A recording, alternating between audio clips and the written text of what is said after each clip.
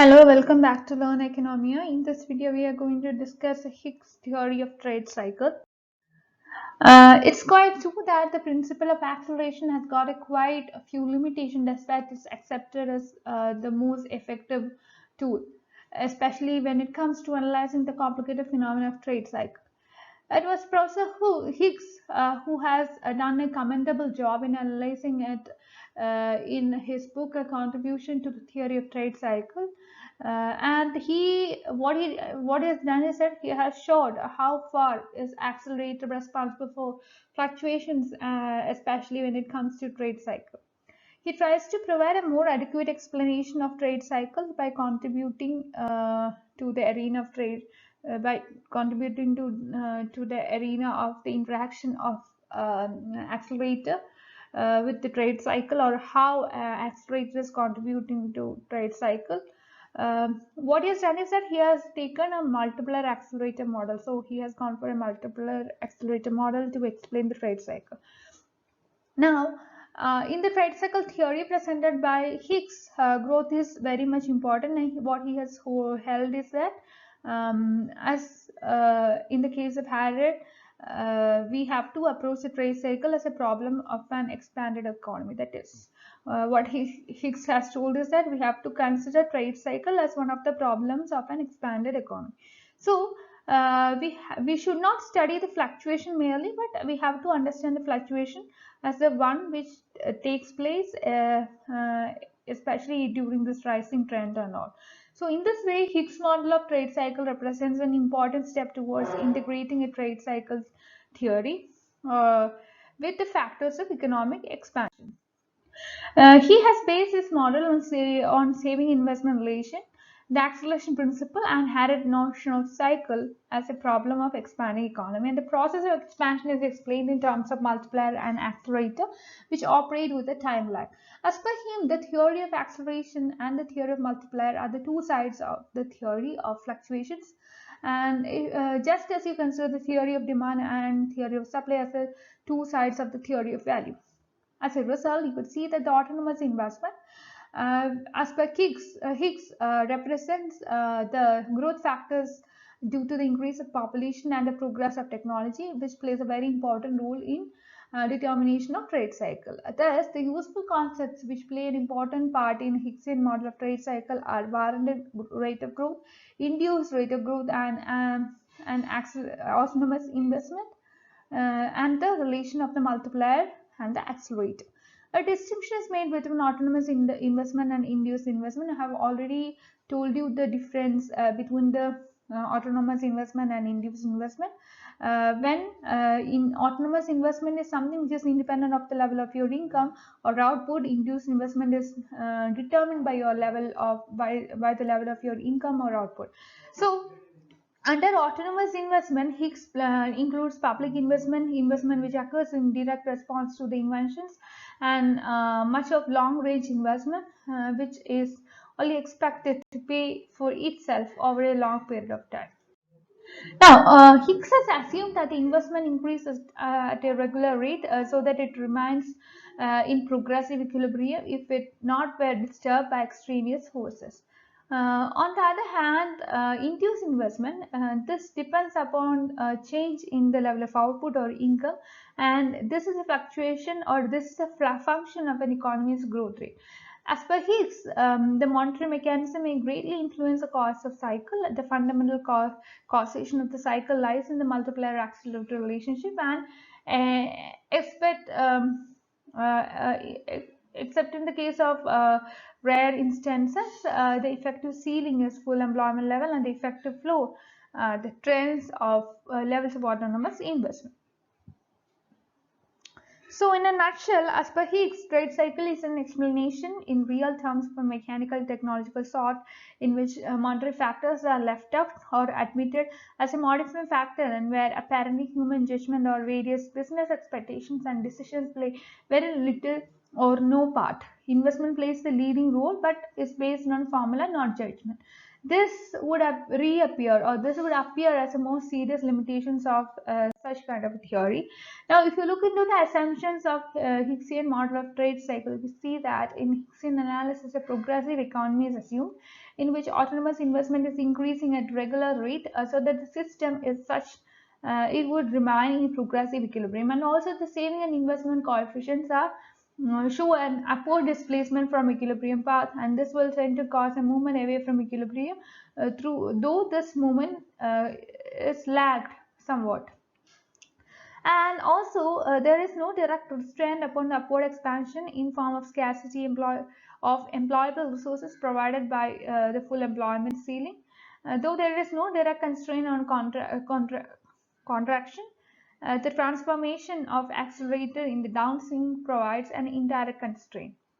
There are fixed values of multiplier and accelerator throughout the different phases of trade cycle. However, in the Hicksian analysis, both multiplier and accelerator are treated with a lag.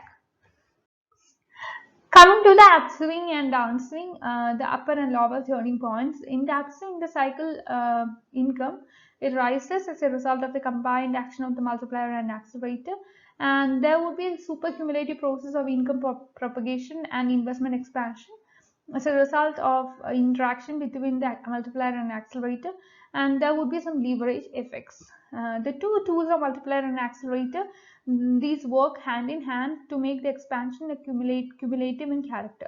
This would continue till the economy touches full employment ceiling point, and in a dynamic economy there would be some expanding or rising ceiling, and therefore it may take much longer than the static step to reach the ceiling, but once the ceiling is touched, the cycle takes a downswing.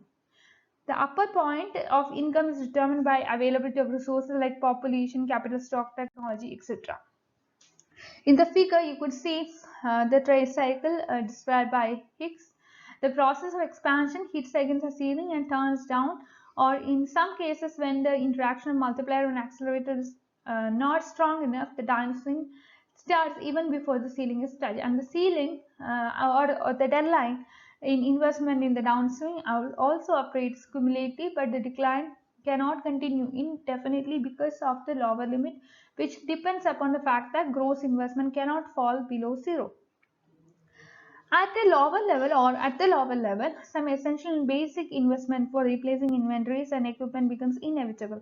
The autonomous investment starts asserting itself once more at the stage, and this would be higher than the amount of disinvestment. The increment of net investment causes an upturn of aggregate income and takes the economy along the upward phase. Hicks has expressed his opinion that while the upswing is a result of the interaction of multiplier and accelerator, downswing is a product of multiplier alone.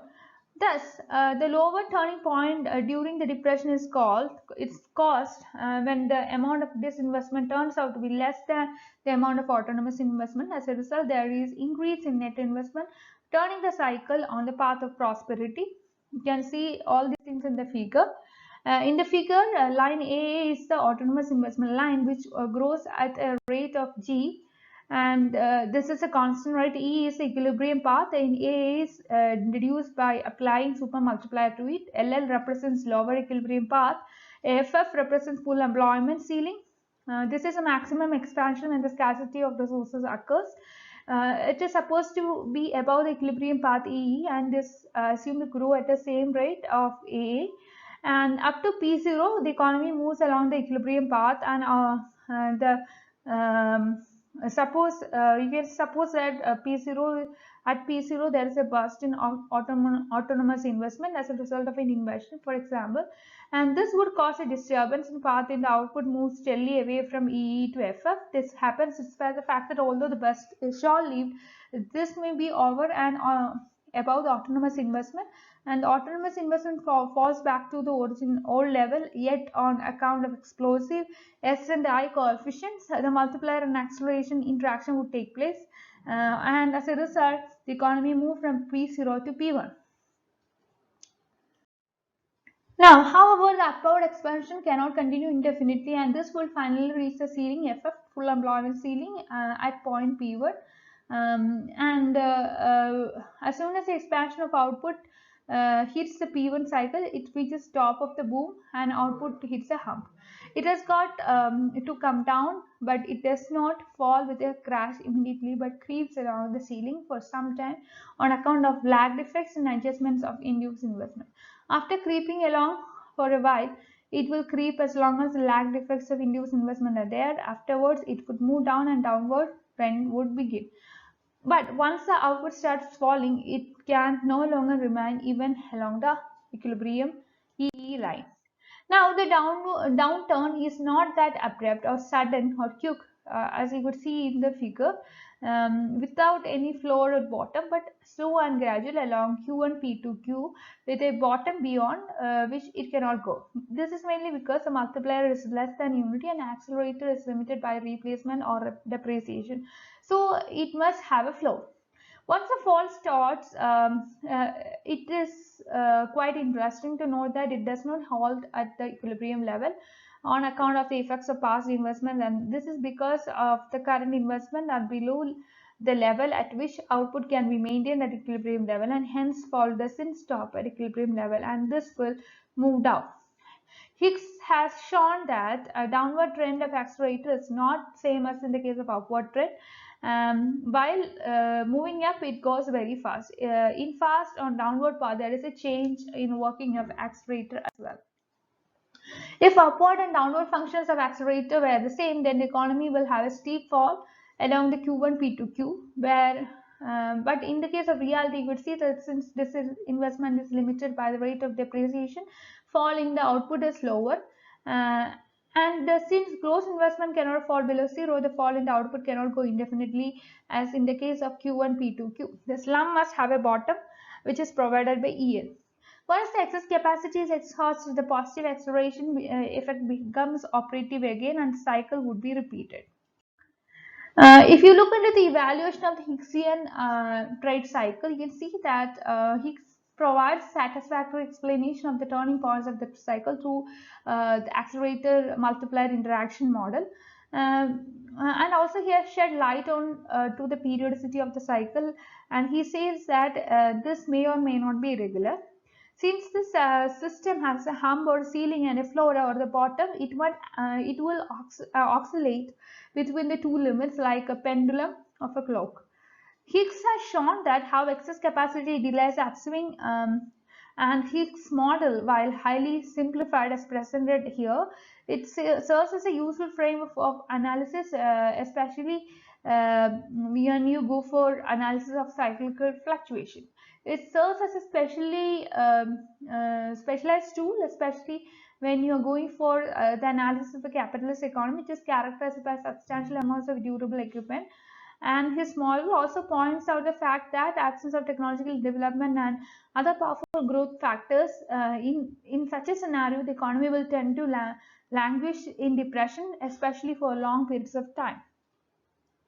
Thank you for watching the video. Please like, share and subscribe to this channel for more videos, and also I am welcoming you to my Telegram group and Telegram channel to discuss your doubts.